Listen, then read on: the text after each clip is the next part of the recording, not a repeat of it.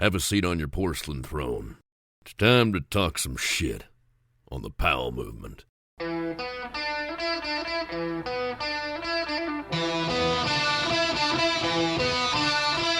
Welcome to the Powell movement. I'm your host, Mike Powell, and I hope everyone had a great Thanksgiving. I wonder when this holiday will change, or at least when we will acknowledge that we, and when I say we, I mean old white dudes, totally screwed over Native Americans. I mean, old white dudes are what screw up everything. And since you're listening to a snow-focused podcast, you know who's screwing up everything in our sport? Well, it's old white dudes. I mean, who do you think is behind the $269 lift tickets at Steamboat? It's pretty easy to guess, old white dudes. But this intro isn't about shitting on people like myself. Actually, I should clarify, I don't consider myself an old white dude. I claim Jewish. And what I want this intro to be is a Jewish podcaster's gift-giving guide for Christmas. I'd give you a Hanukkah gift list, but let's be honest, Hanukkah sucks compared to Christmas, and Hanukkah is also way too early this year. It's like right now. So this is going to be a Christmas gift guide, and here are my Christmas staples from my sponsors.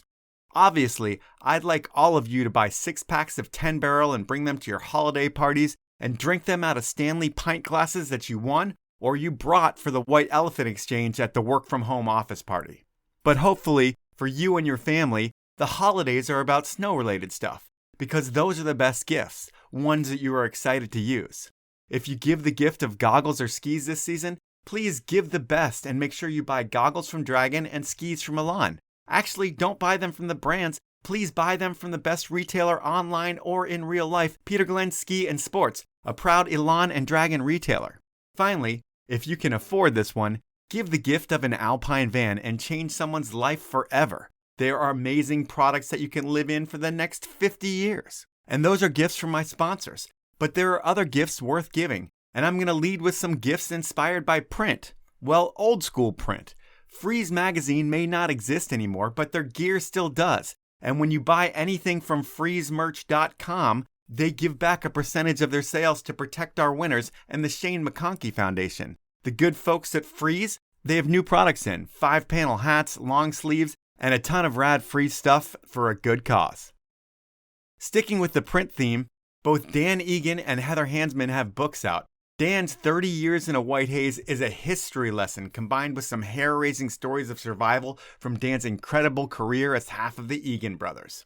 Heather Hansman's Powder Days came out a week ago, and it's generating national acclaim. I've seen articles from Forbes and all different kinds of magazines saying how amazing her book is, and I'm almost all the way through it, and it's a page-turner that looks at the heart and soul of the sport, the ski bum, and the changing climate that threatens it all. Both books are so good. But if you don't want to give the gift of reading, well, give the gift of fitness. And there's a product that I've been using for the past year that Josh Luback, an old free skier, has created, Nema Vitamin brand. I've been taking them for about a year, like I said, and they give me a ton of energy, and they've helped me lose 40 pounds. So you can find Josh's vitamins over at nemabrand.com.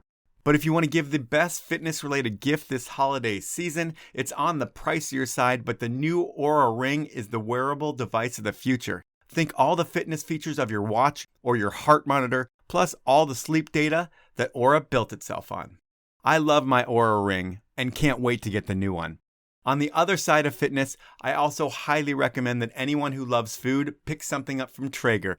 Their grills give your food such an amazing smoky flavor that I've talked about episode after episode. I love my Traeger grill.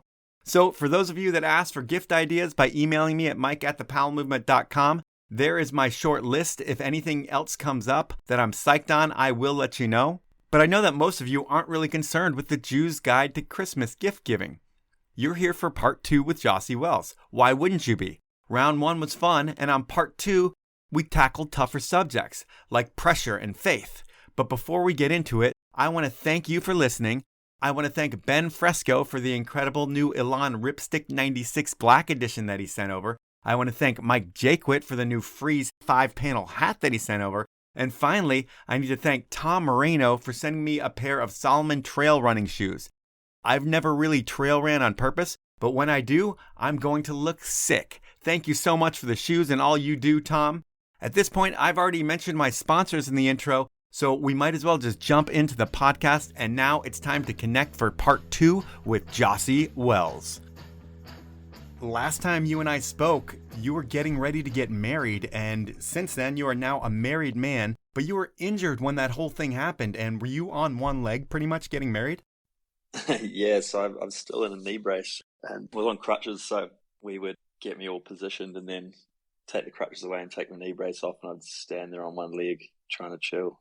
So we got a few photos without it and stuff, but I had the brace on for the ceremony. Everything go as planned?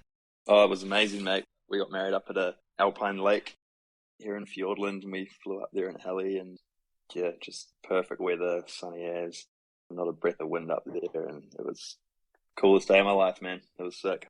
Oh, awesome, man. Congratulations. Sounds very peaceful, calming, and amazing. And where I'm going to jump back into your career is not peaceful, calming, or amazing at all, because when we stopped talking last time, you had just started competing in the U.S. and you were traveling around. And one thing we didn't talk about was pressure. And I would think there is a lot of it on you. Like, your family's kind of mortgaged their whole lives for you and your brother skiing, and they've sent you over to the U.S. And do you feel any pressure of, like, I need to do good because everybody's got a lot riding on me? Honestly, dude, I didn't really ever feel any external pressure when it came to my skiing. Obviously, I put pressure on myself because I wanted to perform and I wanted to accomplish what I wanted to, but I never felt external pressure, even having my dad with me at all these events. It was always in a supportive role, and, I never felt pressured by him to perform or something. Like, he was purely just there to help me do my best and just kind of supported that. So I don't know, I guess too, like, I was in my teenage years at that point in time, and when you're a teenager, like, it's all about skiing, and that's what I was just focused on. And so maybe some of the stuff of life that starts to creep in as you get older, like, that wasn't in the forefront of my mind at the time. So I mean, it was just always skiing and wanting to do it the best I could and kind of just enjoying the ride. But I would think you were aware that things were not as easy for you as other people, maybe, in the fact that, like, you and your dad are going contest to contest in year 2, and it's like you're trying to win to not only just pay for the hotels and pay for the travel, but to create this whole career for you. So it's like a little bit different in the beginning for you because you have more of a struggle of trying to prove yourself and you don't come from money. So that's kind of the pressure more I'm thinking of is when you go to all these contests, do you feel like, oh, my family's really putting a lot into me and I want to just make sure that I deliver back in terms of the effort and everything I'm putting in? Yeah, totally, man. I was very aware of the sacrifices that mum and dad made for us to be doing what we were doing and the support that they were putting behind it. And so obviously there was a big motivation there to do the best I could. And once you start getting some podiums and the bigger events and you start getting some prize money and you start signing contracts with these companies that are supporting you, like, to me, it was just pretty crazy, man, to, like, be able to be earning a living doing what I love the most from, a relatively young age. I don't know, man, it was pretty insane. And I was just kind of enjoying every moment of it and just trying to, like, capitalize off any experiences or chances that I did get. I was just like, okay, I'm going to make the most of everything that comes my way and do the best that I can with it. Yeah, it was a pretty cool time. Yeah, I would think the first huge event for you, maybe not huge event in terms of the prestige and everything, but the ski tour did have some prestige to it. It was definitely a short-lived tour. But I mean huge in terms of payday because there was a ton of money at the ski tour. There was a huge party around it, and it was a whole lot of fun. And I think the first event you do is in Sun Valley and probably the coldest event you've ever skied. Dude, it was like negative 30 degrees Celsius during that whole weekend of that place. That was so mental. But yeah, I mean, that was the first kind of big international event with all the boys in it that I podiumed at. And I think I got it was either 7.5 or it was like 15K for like third place. It was like crazy money for that event.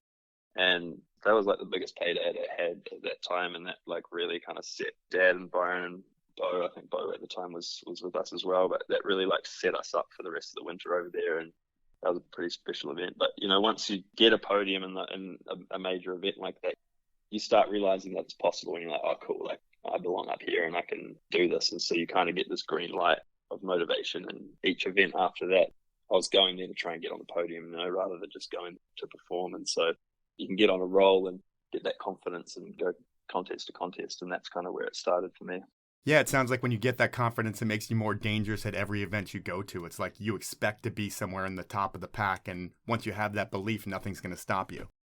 Yeah, totally. I think that's like really similar for anybody coming up in the game. Like I think if you were to spreadsheet it out or look at it, like once a rider gets their first podium, then they just continue to come after that a lot more regularly. And I think it just comes from that self-belief and that confidence that you do get from standing on those podiums and feeling like you do belong up there with all the boys. And yeah, it's just kind of how it goes, I think. And that first podium, you shouldn't have even been on it. I mean, you were hurt for the final. Your last run, you go to the top and you talk to your dad and you're like, hey, Dad, I'm just going to ski straight through the middle of the pipe. I'm going to make it down to the bottom. And in this one, as long as I get to the bottom of the pipe, I get $750. And that's going to be awesome for us. But when you get to the top and it's your turn to drop in, do you just kind of say, fuck it and send it? And adrenaline takes over and it totally masks all your pain? Yeah, I mean, I was dealing with pretty bad patella tendon knee issues then. I couldn't even really stand up, or like I couldn't clip into my skis or anything. There's just too much pain rolling through the tendon. So yeah, I was meant to just ski down the middle of the pipe. We were going to collect the check for being in finals and then cruise. And once Dad clipped me into my skis and then I was in the start gate, I get the knucks from the started to go, and I'm just looking down the pipe and it's lined with people at night time. It's all happening up there, and I look down the pipe and I'm just like, as if I'm about to ski down the middle of the pipe right now. No way. And I just, in that moment, was like, nah, I'm sending it. And I don't know, it's one of those crazy things, which is what I loved about competing so much, was that zone that you can get into, that flow state when you just drop in and like, I was in a bad way physically, but mentally I was like, all right, we're all in. And then you kind of just switch out into this like crazy zone where like nothing else matters and you're just like in this flow state and you kind of just black out pretty much, and you get to the bottom and you're like, damn, I landed it. I'm on my feet. Knees are really sore, but wow, like what? Like I think pretty much like anybody that competes, I think that's one of the biggest draws to it, is that ability to like get into that flow state zone. And it just feels so cool, man, to be able to just be performing at your peak and letting go and letting it run. Like that's definitely something that I was drawn to competition about, because it was my ability to like get into that state, and it was always so much fun. Well, here's where I could go two ways in the podcast. I could just start listing off events and talk about the rise of your career, but I'm not going to do that because I want to talk about religion for a minute. And when you look back to Sun Valley, at that point in life, you're no one. You're pretty much broke. You're hurt. You shouldn't be skiing. You defy all the odds and you have an incredible run in the worst of possible conditions. Do you look at that as like a God moment, for a lack of a better term? Yeah, I mean, I definitely, from a very young age, I grew up in a Christian household. And so I've known from a really young age that God is real. And I've had personal experiences ever since I was super young that affirm that. So when it comes to those type of moments within my career and stuff, like I definitely do see that God was in those moments. We also have free will. And so the choices that we make, they're on us. And so I think that I was definitely blessed with a physical ability on skis, or like I've always been really into sports, and skiing was where I put all of my effort in as I was getting through into my teenage years. And so, I definitely think that there was been a lot of moments within my career that God has been working and his hand was on the situation. And in that, he gave me the ability to focus on what it is that I want to do and like apply myself totally. And so there's kind of this mix between, we have this free will and the decisions we make have consequences, whether they're good or bad. And I think with the skiing, the decisions that I was making were good because I was focused on my skiing. I put all my heart and soul into it. And it was something that I totally applied myself to. So I think that there's this nice mix of like God giving me this ability and being with me in these situations. And then, like blessing those situations and the decisions that I was making. And then when you think about the injuries that you've had with your knees and the problems with that, breaking your back and all those different things, is that all part of God's plan too? Because, I mean, I can't say that I'm not a believer because I do believe there's a higher power out there. I'm Jewish, so it's a little bit different than your religion. But I can't really say that God means that much in my life just because I guess that's me personally. But, I mean, do you look at the injuries and all that is like it's all part of God's plan and it's all to make you stronger? Yeah, I mean, I think the first thing to acknowledge when it comes to issues like this, or trying to understand about God, about our Creator, about what we're here for, like what is this all about? Like the first thing to understand is that we have free will. He gave us free will. And so when I hit a jump and I take not enough speed and I knuckle the jump and break my neck, like that was on me. Like that has nothing to do with God's intervention. Like I have free will. I chose to hit the jump. I chose more or less to not take enough speed into it, and hitting the deck and breaking my neck, that's a direct consequence of my action. And so when it comes to those physical type of situations like that, I see that as a result of free will. And then where my understanding of where kind of the God moment and God comes in to those situations is when it comes to perspective, So, if I'm broke off and I'm on the couch for several weeks or months or whatever that is, like in that time is when I can have a perspective shift, and I can either let that get me super down, or I can see that there's more to this life than just me skiing. And so it's a good time to dive into that stuff and focus on maybe the things that are more important, or things that maybe I was getting a little bit caught up on the road and wasn't focusing on things that are important, the family around you, the friends around you. Like, to me, being a great skier is all good, but like, I think being a good person and a great friend, a great brother, great son to the people around me, I think is always going to be more important. And so it takes sometimes slowing down and kind of reevaluating. And so for me, within each of those times that I've had these kind of bigger injuries and I've spent time off snow, it's just enabled me to kind of dive into my faith a little more, to understand, learn from the scriptures about, what we are here for, what is important. And so, I do believe that God is in those situations, but I'm not one to say like, oh, I cased this jump and broke myself off, and like, that's God that did that for some punishment of something. Like that's not how it works, man. We have free will. That's an amazing gift that we all have, and we're all exercising that on a day-to-day basis. And that's why there's consequences to decisions and actions, whether good or bad.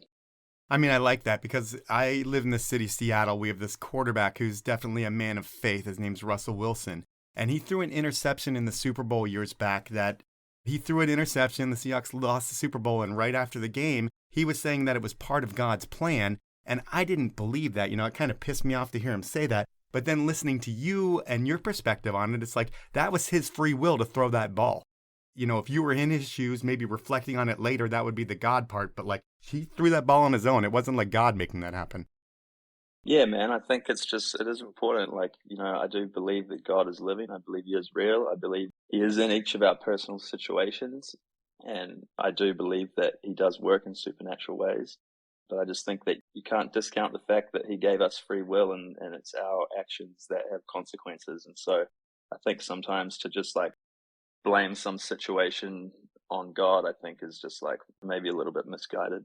But everyone has their own understanding, and from my studying and my knowledge of my faith and the God that I serve, this is kind of how I'm seeing it these days. Yeah, it's a totally different perspective. And are you calculated with your faith and like how much stickers that you put on your helmet or how much you talk about it to not be polarizing because you're a public figure, or do you not care about that stuff? No, I mean, I'm a proud Christian. I serve the living God. I serve Yeshua HaMashiach, the Son of God that came to earth to take the weight of my sins so that I may live eternally with him and his kingdom. Like, I'm proud of that. And if anybody wants to ask me questions about that or why, like, I'm always going to be open to speaking about that. And, I'm obviously have been in a position, being somewhat of a public figure or a sports person for a long period of my life. And so I think it's important. It's important to me that people know what I stand for. But it's also important to me that I don't turn anybody away from wanting to have a discussion because I come off way too full on. And, I'm like, never want to be someone that's like beating somebody over the head with the Bible. Like, that's not the point here. Like, God is about relationship, and we're humans. And so we value connection with other humans. And so I would rather build strong friendships and be open with people to then be able to share what I believe is the truth. And so I think that that's been my approach, is to be approachable. And if people do want to know, I want them to know what I stand for. And if people do have questions, we all do at some point, like, what are we doing here? You know what I mean? Yeah. I want to be able to be that friend that can share the truth. So that's been my position on that. Wow, it's a very respectable way to treat your faith, and I appreciate you sharing that with us, and that's my religion part.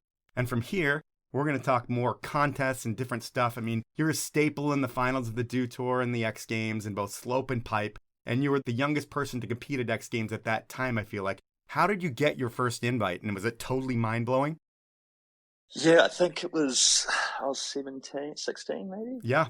Yeah, I was 16. It would have been 2005, start of the year.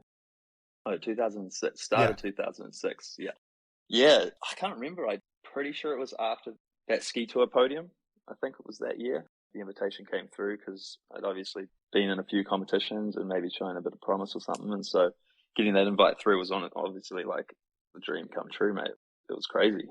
And I remember being so nervous the first year, bro. Like I was honestly freaking out. I remember chilling in the hotel room in Carbondale with Dad and Byron, and I was just a nervous wreck all night before the event. It was just all so full on. And obviously at that point in my career, like I hadn't had heaps of experience in those high stress situations. And obviously you learn as you go. So in the beginning, to learn how to calm those nerves and channel that was like all new to me. So it was full on. And then I ended up just going and breaking my collarbone. They like stomped the cork 12 for the first time in my run. And I must have just been like so amped on that I just kind of lapse of judgment on my LU5 after it and pile drove myself into the bottom of the pipe, broke my collarbone, had surgery in Aspen, and that was my first X Games. Yeah.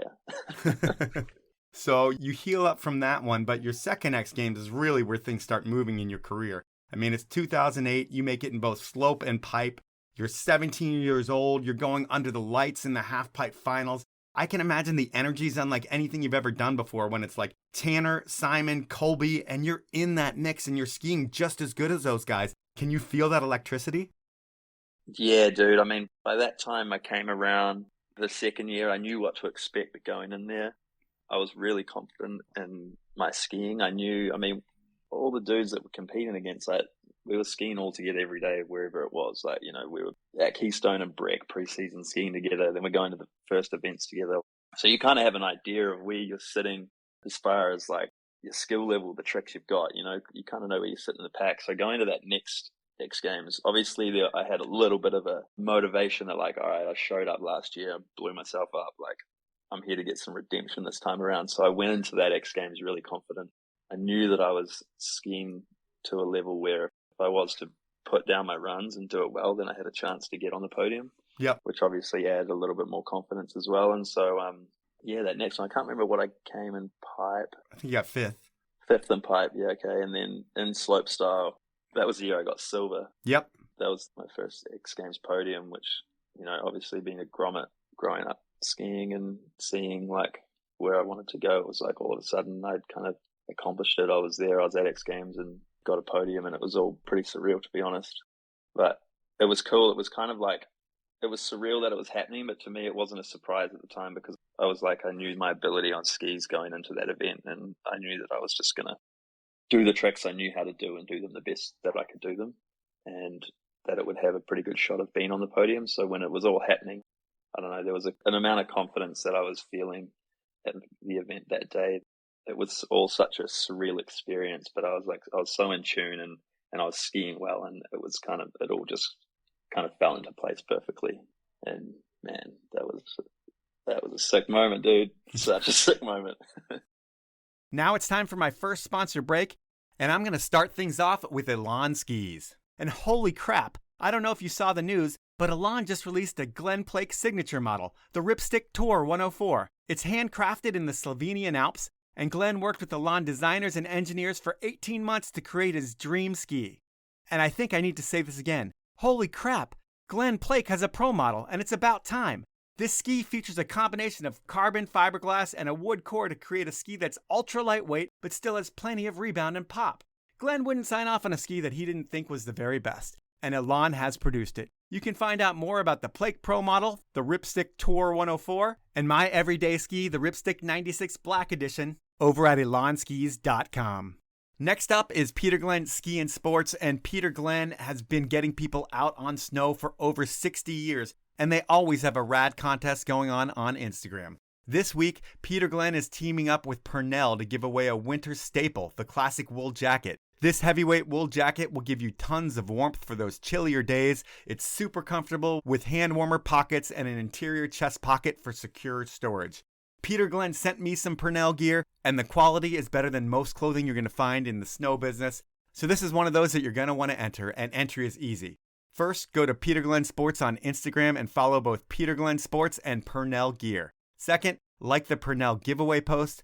And third, tag 2 friends in the comments. It's that easy. Don't forget, only one entry per person, and the giveaway ends on Friday, December 10th.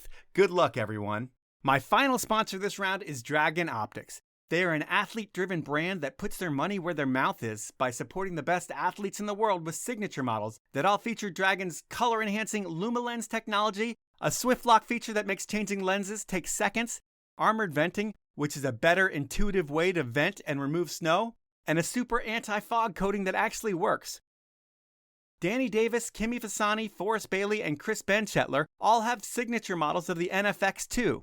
Jossi Wells has the RVX that has the best over-the-goggle fit on the market, and Brian Iguchi has the vision-increasing PVX model. And I'm going to save you 15% on all of these. All you need to do is head on over to DragonAlliance.com, go shopping, and at checkout, enter the code POWEL15, that's all one word and the number 15, and you'll get that discount. Those are my sponsors this round. Now, let's get back into the podcast.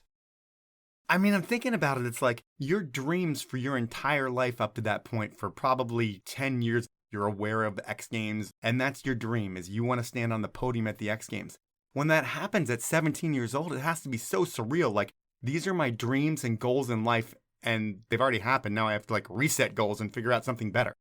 Yeah, I mean, I think, like, obviously to be at X Games and then be on the podium there is, like, the dream coming true. And then at the time it was like, I mean, competition's funny, man. You put so much, like, weight behind them, and then, you know, the contest happens and then it's over. Yeah. And then it's like, oh, well, like, on to the next. Like, when you get a podium, it's, like, rad for that evening, and you go out for dinner with the crew, and it's, like, sweet as we may, like, celebrate. And then you're just, like, wake up the next morning, you're like, all right, well, like, that's done. On to the next. And so it's this constant, like, chasing your tail when it comes to the events. And it's quite easy to put so much weight behind the events that they start to become, like, you start basing your self-worth on how you're, like, doing at these events, and it can become like a pretty vicious cycle.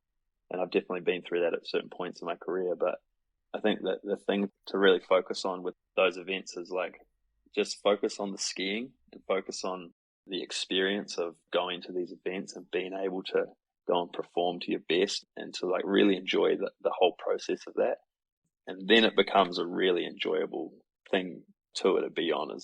I think maybe it takes getting a little bit older to have that perspective shift. But by the end, the last few years that I was competing, I was really having such a good time because I was focused on really enjoying that whole process and trying to bring out the best of myself at the events, but also just appreciating being there and being able to have that opportunity to do that. Because sometimes I think when you're a bit younger, it's really easy to become result focused. Yeah. And I just don't think that that's a very, like, positive way to be. And if you're only focused on the results and not the process of attaining the results will start to slip away. You know, you have to be focused on the skiing. You've got to be focused on your performance. And yeah, I think anyone that competes has probably experienced events when they've been focused on the results and they haven't come because they've been too focused on that end result.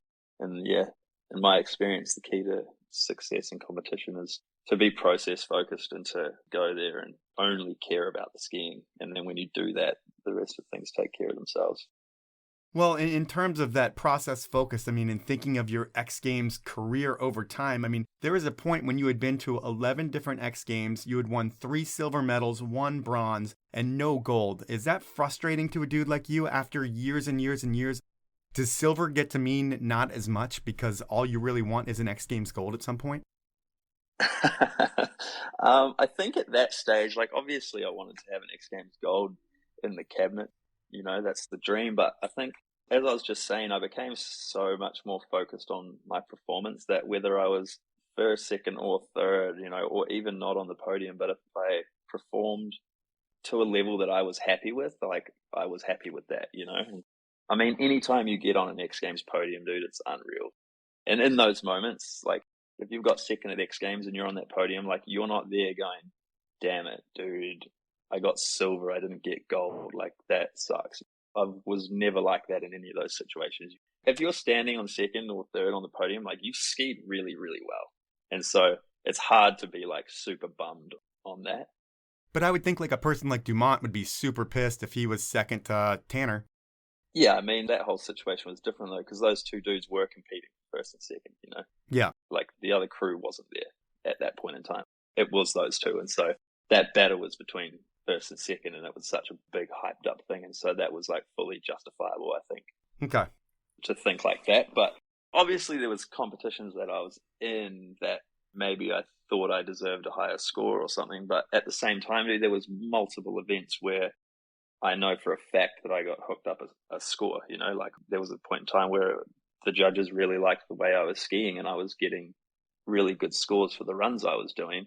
And that's the thing with competition that I found out throughout my career was like, man, it's a judge sport. So there's always going to be discrepancies, and like you can't come into this game and start getting super off it anytime you don't get a score you think you deserve, because it's going to come around and you're going to get scores that maybe you shouldn't deserve, and you get a bit hooked up. And that's kind of how it goes in this game. Like you get hooked up, you get a bit screwed over, and you've just kind of got to stay level throughout it all and don't let either one of those go to your head. You know, you can't be too much of a loser when you don't get your score, and you can't be a sore winner when you do get the score. You know, you just got to go out there and focus on what you're doing and kind of take it all in stride.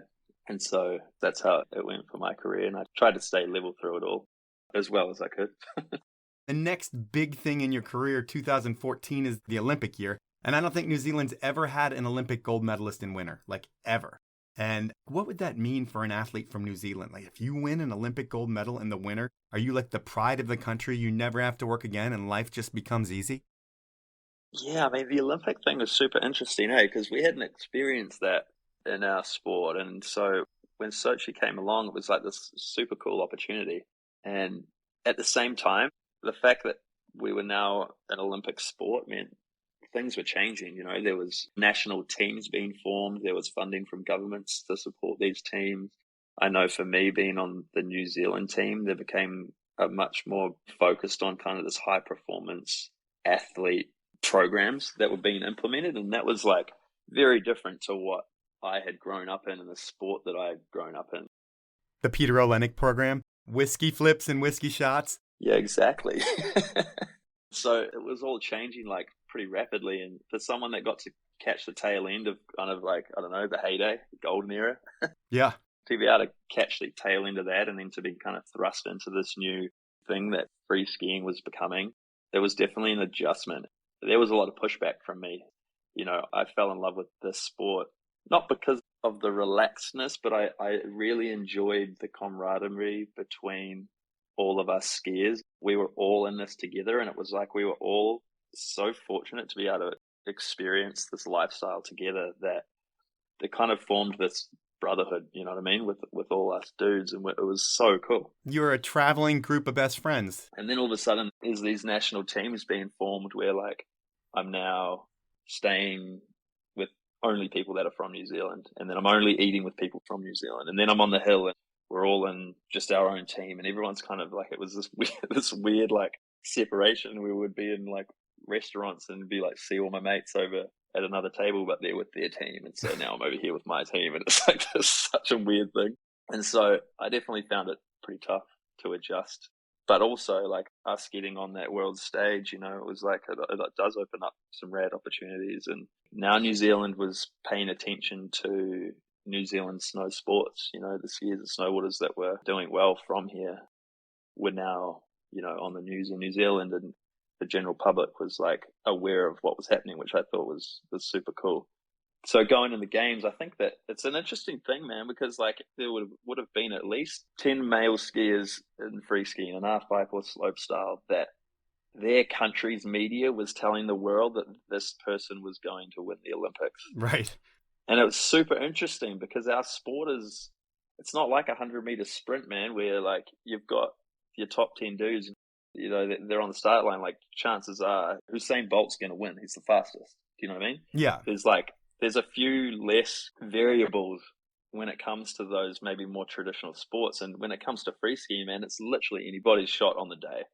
That's why it's exciting, of course. But I just found it super weird that like New Zealand was telling the New Zealand public that like I'm the gold medal shot, and then Sweden's telling everyone that Henrik's their gold medal shot. Then UK is telling everyone Woodsy's their gold medal shot. Then you've got the US being like, all of our guys are the gold medal shot. So you had all these different countries like putting this pretty crazy pressure, like this guy's going to win the Olympic gold for us. And I think all of us were like, whoa, man, there's like 10 of us that could do this on the day. And it was just super, I don't know, like I haven't really talked about it too much with the other crew, but that was my observation of it. Is like, it's pretty interesting, the pressures that come with the Olympic Games. It's a crazy thing, man. I didn't even realize what a big thing it was until I walked into the opening ceremony. I walked into that stadium and was just like, whoa, man, this is like way bigger than anything I've been a part of before. And so those pressures, they're a hard thing. I mean, if you look at the last two Olympics that free skiing's been a part of, like it hasn't been the favorites that have won. The pressures that go into the Olympic Games is so different. It's such a crazy beast. And so it really is just who's able to adapt within that pressure. Because, you know, at any time, at any games, especially in free ski, man, there's 10 dudes and 10 chicks that can stand on that gold medal podium. Yeah. And like, it's whoever is able to deal with those pressures. And it's not just a certain level of pressure to perform, which you're used to at other events. It's like you've got the pressure of a nation on your shoulders. And you're very aware of that because there's a lot of media hype behind it. It's a big build up to the games and it's only 4 years. And so you're very aware of that outside pressure that's being put on. And so, you know, to see those athletes that do shine in those moments and can step up and perform under that pressure, I have such a respect for, you know. I mean, in my experience at slopestyle, that was what I cared about the most. And, you know, in Sochi made it to finals. And then I was just so focused on pulling off this triple cork that I had learnt the week before, a couple of weeks before at X Games. And I was so focused on that last trick that I wasn't in the present and messed up that top rail in my runs and kind of blew it. It's funny because I didn't even ski half pipe for like a year and a half before the Olympics, really, because I'd already qualified a spot and I didn't really enjoy skiing pipe. So I just didn't. And then I blew it in slopes. So I went over into the pipe for the second event. I was so relaxed for pipe because it wasn't the thing that I went there for that I was the most hyped on. You know, I had all my mental preparation was in the slope style. And so I was able to just go to pipe and I had a relaxed mindset. And I was like, all right, cool, man, I'm just going to do what I know how to do. And then I, you know, ended up coming fourth and I'm like, damn, maybe I should have like trained more in the pipe. But like, I think that you could kind of go down that route of thinking. But if I do think about it, like, I honestly think that my performance in half pipe was just purely mental. I was relaxed and I didn't let any of the pressure that I may have felt for slope style because I felt like that was what I had a better chance at getting on the podium in, you know? Yeah.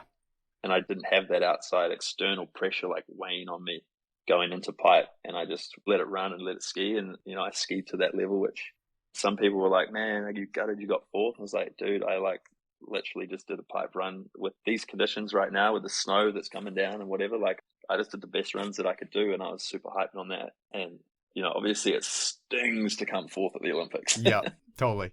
But I was just happy with the way that I skied, and it was actually a really enjoyable experience for me because I was able to relax and push those pressures aside and just go ski. And so the Olympic competition arena is a crazy beast.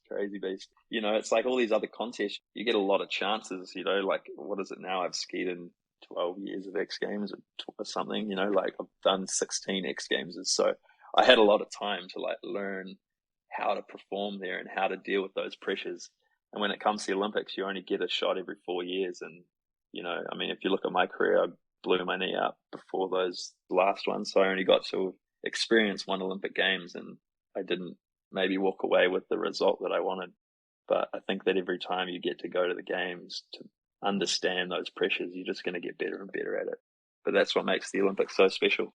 It is such a different beast, and it's so cool to see the guys that were able to perform, put those pressures aside. And I've got the utmost respect for the guys and girls within our community that have performed and done well there. And it's a cool testament to their abilities as competitors. In thinking of the controversy around the Olympics, because there was a bunch of controversy around Sochi, but that's not what I'm talking about. In terms of your second run in slopestyle, you come off the rail early and you realize it's not going to be the run for you, and you zero spin every jump on the course. Was that a hat tip to Andy Mayer? Andy Mayer, Pep Fuhas, anyone that came before me that I looked up to and inadvertently learnt the values of the sport and what matters. You know, it's no secret that I've always been a big fan of style and the pursuit of precise execution, and not necessarily just the trick being done, but it's always been about how it's been done for me. And I think that comes from the guys that came before me that I looked up to, and how they skied and the things that they put emphasis and focus on. And that's kind of where free skiing was born, right? It was this form of self-expression. It wasn't just about who could jump the biggest or do the biggest spin. It was about doing something and making it your own and putting your own personal flavor on it. And those guys that I grew up watching kind of instilled that within me. And I mean, it's funny, and I've been asked so many times what the thought process was with that zero spin run. And it's funny because it was just kind of second nature. You know, it's like I'm on the Olympic stage. I'm in full Olympic zone. I'm there to land the gnarliest run I can do. And I hit a first rail and fully fall off, and it's all done. It's all over. And anyone that knows free skiing knows that it's all over. Yep. But you can't fall off a rail and then still come anything but last place. You know, it's like you're done. And so in that split second, I've gone from I'm trying to win an Olympic medal to my whole Olympic dream is over, done.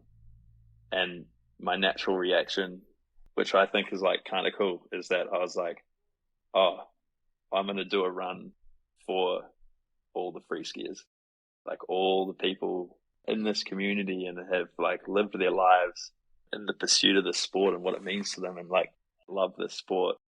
I don't know. There wasn't any like crazy thought process. It was like, oh, it's all over. Sick. I'm going to do zero spins all the way through the Olympic course. It was just like a natural reaction for me to do that. And like, I didn't do it as a defiance to anything. It's just what I did. I didn't even think about it. And it caused some crazy backlash from like New Zealand media. People hated on you.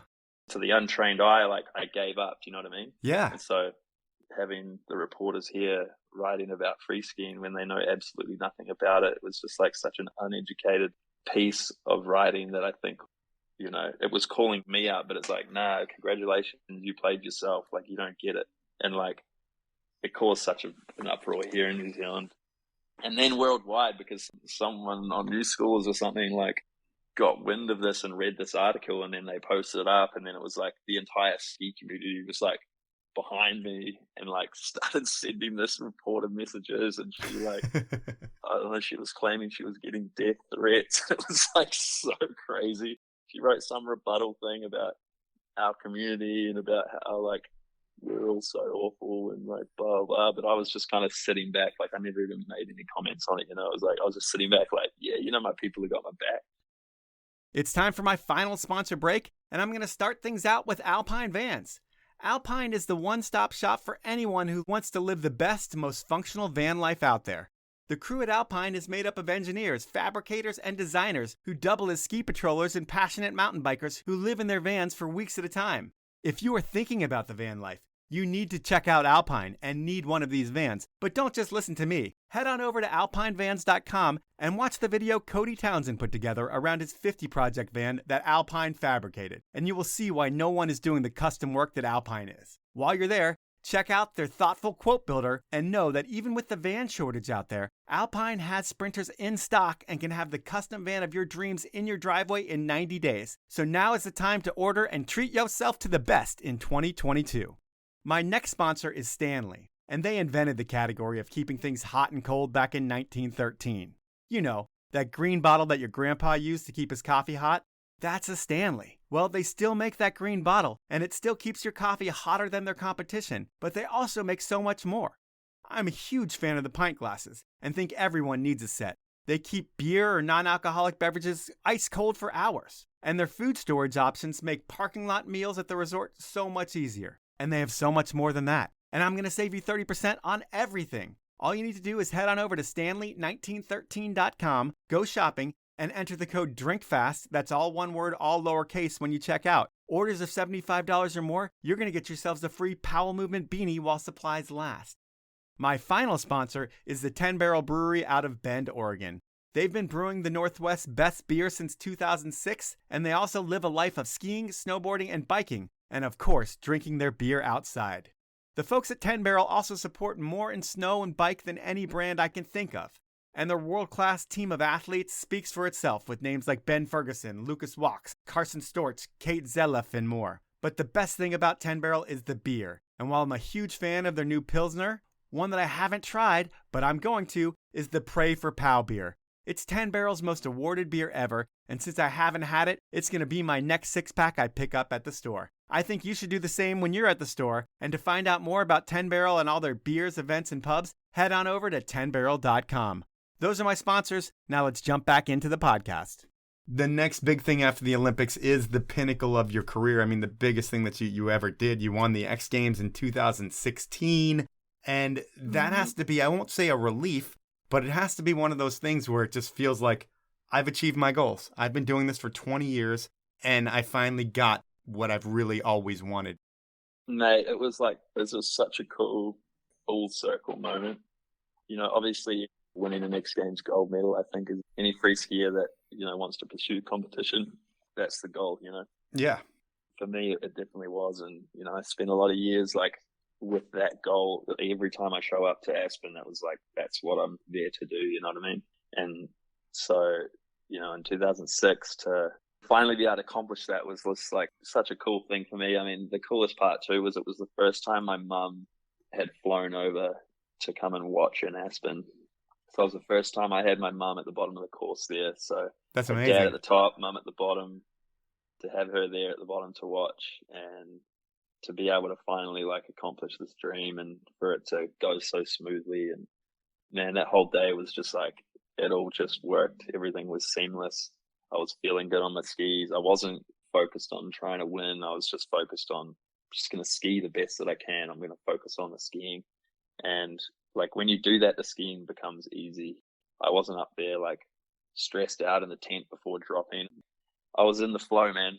I was just there to ski and I focused on that. And then at the end of the day, the contest was over and I had a gold medal around my neck and it was wow, this is unreal. Such a cool experience. And to just be a part of that community, I mean, the X Games community, all the people that help run that event that you get to know over the years and all the riders that you get to compete against, you know, throughout all those years. It's such a cool community. And so, you know, I spent so much of my life in Aspen, in those start gates, in those athlete tents, and the athlete lounge, checking in with the ladies there. And it's such a cool community. And I spent so much time, you know, it's a big portion of my life in that place with those people. And to be able to pull off the ultimate goal of walking away with the gold after so long, and then just to have all those people be so happy for you after the event and just for everyone to be congratulating you. And yeah, it's kind of hard to describe, man. Yeah, it was cool for me that I was able to walk away with a gold that far down in my career and not just straight off early. It meant so much more. Because you had to work so hard. Yeah, work hard for it and just be more mature and have experienced a lot more. And it meant a whole lot more to me at that point. You know, it meant the same as that first time that I got a medal there. You know, it was it's just a cool full circle thing, man. It's so epic. And then competitions for you, it should have been some more Olympics, but like you said, injuries kept happening. And is that devastating when you're prepping for an Olympics? You hope a couple of your brothers are going to be on the Olympic team with you, and then it's all taken away because of an injury? Or is it just something that you've matured and understand that it's just part of the game? That one was definitely pretty hard, man, because I felt in Sochi, I had a whole bunch of unfinished business. Like I said, it wasn't until I walked into the opening ceremony that I realized kind of the weight of the games. And I think that I kind of wish that I had maybe understood a little bit better what I was going into, because I may have prepared a little bit different. You know, hindsight's always a crazy thing. Yeah. But I felt going into Pyeongchang, I was I really wanted it, and I was preparing the best possible way that I could, and I felt good on my skis.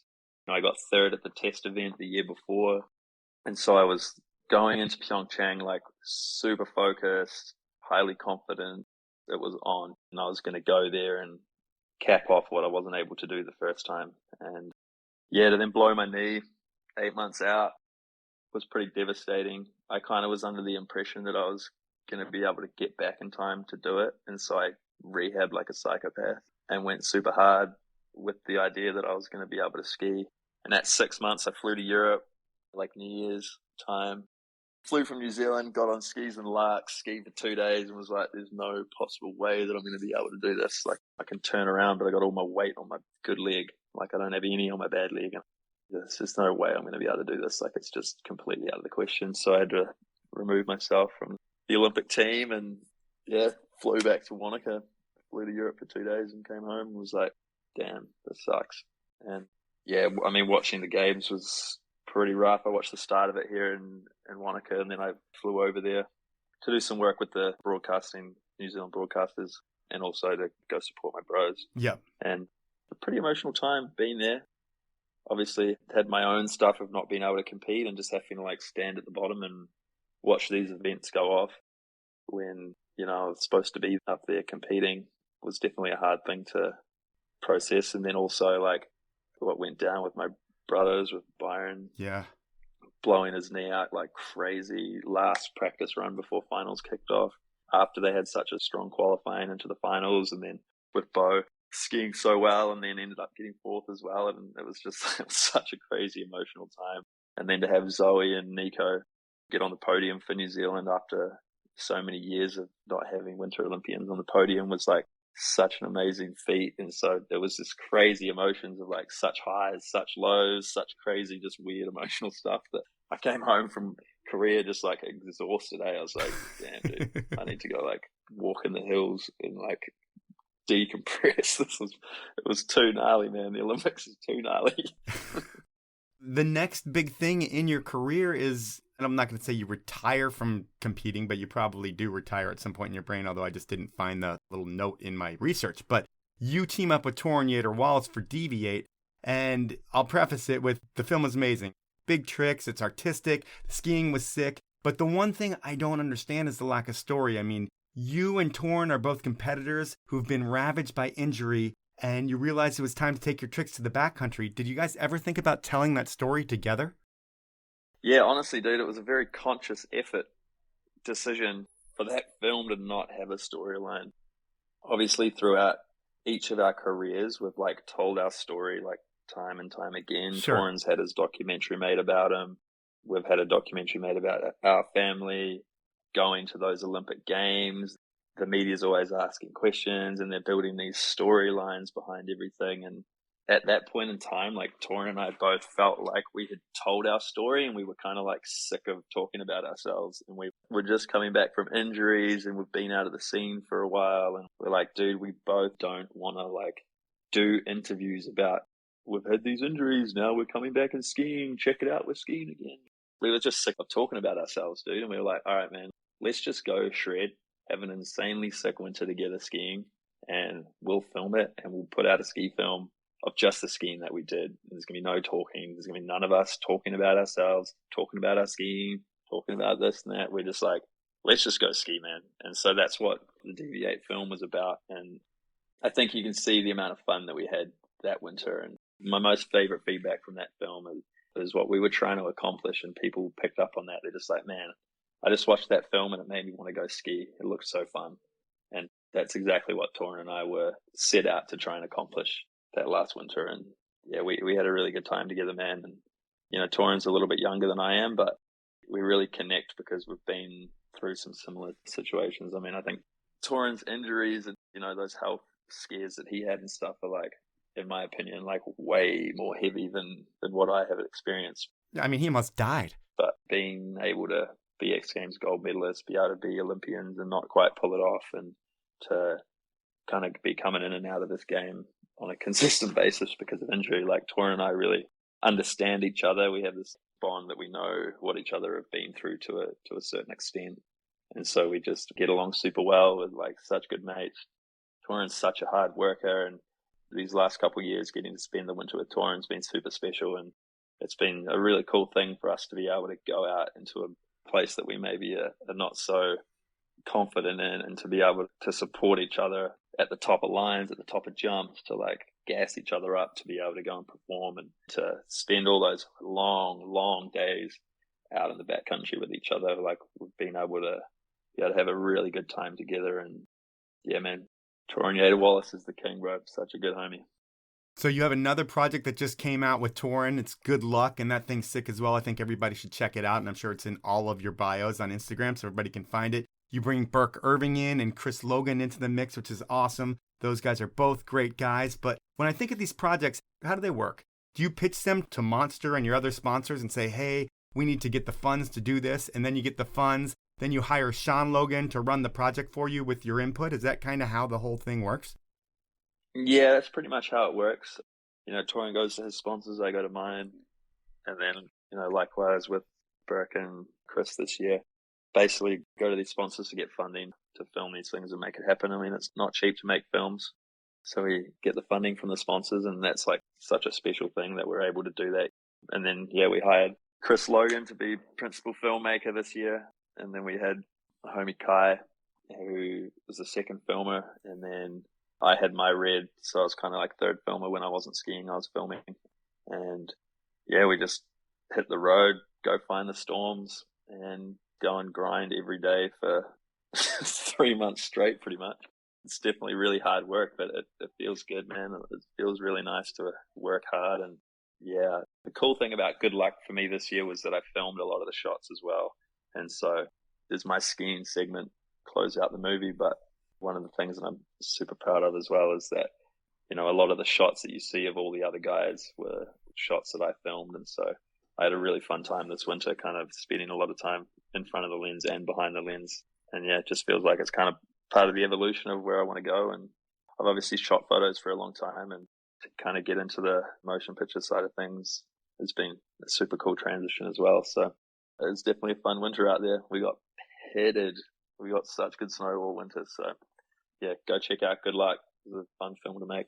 And when people check it out, I mean, there's revenue that can be generated through videos on YouTube. Are you guys able to monetize these videos too? Like, you're putting it out to get your skiing out there and to create something that'll last forever and showcase skiing. But is there also a back end that you're actually able to generate revenue? Not at this stage. We've been just putting films out on YouTube. I think like people used to sell their films, whether it be on Vimeo or we buy them through iTunes or whatever it is. But with so much content being available free on the internet now, it's kind of like, in my mind, you kind of just have to give it out for free, because like there's so much free stuff that people aren't going to be going and like paying $10 on iTunes to watch a film, because they can just go and watch 40 other films on YouTube for free. So I think for us, it makes sense to put it out for free. Monetizing wise, like, the business of ski filmmaking, the value is in people still watching your skiing, and these sponsors, these people that you endorse, getting visibility and then continuing to pay you to represent their companies, I think is where the value lies.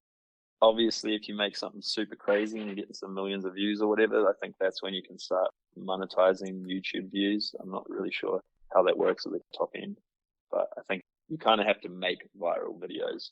There's kind of a formula to making viral videos. And I mean, that's cool to have videos go viral, but I think like if you're making videos purely for the fact of going viral, like I don't really see too much artistic nature being implemented there. I don't know. I'm not trying to make TikTok videos. You know what I mean? I hear you. I mean, and you're representing your sponsors. And when you think about your sponsors, who are the brands that pay you today? So sponsors, Monster Energy, first and foremost. Those guys have looked after me so well ever since I was 17. Those guys are like family over there. And I can't thank them enough for enabling me to chase my dreams, live this lifestyle, and for funding these projects that I've been doing the last few years. They're really enabling this all to happen, which is super cool. Do they pay you in US dollars? Yes. So that's got to be great for you as well. Totally. Yeah. I mean, I spend like a lot of time in the States, so it's kind of like, it's not really any different, but yeah, Monster Energy, those guys are sick. Cody Dresser, my man. Josh Bishop, my man. Next up, Atomic. I've been on Atomic now for like 21 years. Been skiing on their skis. And yeah, I mean, same as Monster, those guys have supported me since the very, very, very beginning. And they're also like family, and we've been through a lot of ups, a lot of downs, and to have such a like connection with a brand is super rad. And I mean, I've had heaps of injuries, dude. Like I've spent a lot of time not skiing, and to have Atomic and Monster and these other sponsors that I'll continue to list, but to have them like supporting me and standing by me even when I can't be out doing my job on the hill. That like really means a lot, because it is pretty scary when you get hurt as a skier. It's like you're paid to do something and then like, yo, I can't do it right now. Yeah. It's a pretty scary thing, and it is just business at the end of the day. And you know, I could get a call tomorrow from anybody and they're like, hey, look, man, like you've got a blown knee right now. You're not skiing for 6 months. Like, we don't know if you're going to come back strong enough or whatever. They could come up with any excuse, but it's like this stuff could all end at any moment. And so you've just got to be super grateful for what you have while you've got it and like make the most of that opportunity. But it really means a lot to me to have these sponsors and these companies, but even more importantly, the people behind these companies stand by me through these ups and downs. And it really like, it does mean so much. You can't even really put into words. It's like, man, it's more than just business. You know, it is a bit of like kind of family at the end of the day. And so, you know, Atomic has always looked after me super, super well. The North Face, you know, I've been running for them for about 5 years now. And same thing, like, you know, I haven't been with them for my entire career, but it's kind of been these last few years. And those guys have really brought me in and made me feel like family, and to stick with me through these different injuries and to be able to, you know, fund these projects that I want to do. You know, I just put out a film called Coalesce that the North Face funded and helped me make. Was that the one with the ballerina? Yeah, it is. And so to have these companies trust your vision and put their money and their time and their energy behind what you're doing and what you want to do, it's really special, you know. And it's something that, I mean, the competition phase and having these companies support you going to these events is like super special. But right now, to have these companies putting their budgets, their marketing budgets and stuff behind, you know, a concept that I have in my mind of a film I want to make, to have them like trust me with that, like it feels even more strong. Like the bond between you and these companies is pretty sick, man. So the North Face has been super cool, and it's been a nice time because I did transition into more kind of mountainous activity, getting out of the park more and into the hills, a lot of touring, a lot of backcountry stuff. And to be on the North Face athletes team is super cool because those guys have like the gnarliest mountain team on the planet, you know. Yeah. They're also super into the streetwear and fashion side of things, which is obviously something I've been interested in for a long time as well. So I couldn't wish to be representing a better brand that aligns with the things I'm into. Being in the hills and looking good while you're doing it, it's like kind of the perfect crew for me to be with. And then Dragon for my eyewear has been a really cool time with them as well, sticking with me. You know, they've given me such cool opportunities to be able to design a pro model goggle with them that I get to do each year. You know, I've always been really into product, and so to be able to be designing my own product and working with their design teams and making these kind of visions I have come to life through that is something that really means a lot to me as well. And I've been working on another product with Dragon that'll be coming out pretty soon. I'm not sure how much I can say about it, but I'm working on something else other than a goggle. I'm really excited. I think you said something about it in the last podcast, to tell you the truth. Yeah, okay, so... But you don't need to say anything again. I think you did mention it in the last one. Okay, cool. Who else we got? Who else we got after that? Cadrona Alpine Resort, my local stomping grounds. Those guys always looked after me super well as well. I think that's what we got. Got to go from the head to the bottom. Monster, North Face, Dragon, Atomic, Cadrona. I think that's it. All right, well, we're not leaving anybody out, but at this point in the podcast, I'm going to go to one of your monster teammates, arguably one of the greatest skiers of our time, to go to Inappropriate Questions. I was able to get Tom Wallisch, a guy that you used to ski with a lot. I don't know when the last time you skied with him was, but he's the pride of Wisp, Maryland, and he came out and did 3 inappropriate questions. So I'm going to play the first inappropriate question from Tommy Walnuts right now. Yo, Jossi, Tom Wallisch here. Inappropriate Questions. Stoked to hear you on the podcast and just want to ask a couple things. First thing, let's go back in the old days. Best party story or craziest thing that ever happened to you in Sweden at one of Yoon Olsen's events? Legendary events, and I'm sure there were some great stories. Really sick stories. So I probably got all the dirt on all the dudes because, as a lot of people know, or may not know, I didn't drink any alcohol until I was 21. And so there were like, I don't know, 5 years of going to Sweden where I was completely sober at every party. And so I have a pretty good memory of remembering all the debauchery. But personally, probably one of the most crack up things from Sweden that I can remember during those times was like, I wasn't drinking, but I was out every night for just as long as everybody. Like, I'd be smashing waters, smashing Coca-Colas, getting way worse hangovers because I'm drinking so much sugar all night. But one of the first years that we went there, like, everyone was super into doing shoeies, and I was not in any exception. I would play all the games with the dudes, you know. And so I knocked over Sammy's drink one night at the rocker party, and everyone just started chanting shoey. And so I'm like, sweet as, I'll do a shoe. So they fill up someone's high top sneaker with water. And you may think that it's better not doing a shoey and not having to chug a whole big shoe full of beer. But if you chug a whole shoe full of water, all you're tasting is somebody's foot. So it's way worse. So there was a whole session in Sweden where every time I was doing shoeies, I'd be doing it with water and just like eating people's socks. It was just revolting. So I kind of was not killing it that year with the shoeies. That is disgusting. We will go into question number 2. I'm going to go down a different route with the injury history. I want to know, what's the absolute grossest injury or the grossest thing you've ever seen happen to you? I know you've come back and had a lot of terrible injuries and come back from them. What's the like gnarliest feeling, sensation, or thing you've seen from any of those? Yep. All right, dude. So probably the gnarliest feeling thing was when I snapped my other patella tendon in Mammoth right before those last Olympics. Mm-hmm. There's a video on my Instagram. If you scroll down far enough, you can see the video. And I just like do a switch dub 12 on the jump and land. And I'm just like instantly screaming and I'm on my back. And it wasn't exactly the moment when it snapped because it, you know, it obviously snapped and I was on my back and I was screaming. I knew something was wrong. But when you eat it on a jump, you don't want to be laying in the landing. Like people are trying to shred, you know? So I've always had this thing of like, no matter how bad I get smoked, I'm like, always get me out of the landing so people can keep shredding, you know? And so I'm like laying there, legs screaming. Jackson comes down and I can't remember who else was there. Someone else was there. And I'm like, all right, get me out of the landing. And so we kind of like stand me up on my one leg and I got my arm around each of their shoulders. And I do one big hop to like hop my way out from the jump. And my knee, my bad knee, I just feel the bottom part from my knee down. I just feel my whole, because I got the ski boot on as well, there's a lot of weight on it. But as I hop, my whole leg like pendulum swung underneath my knee. And that was like the craziest feeling, like so gross.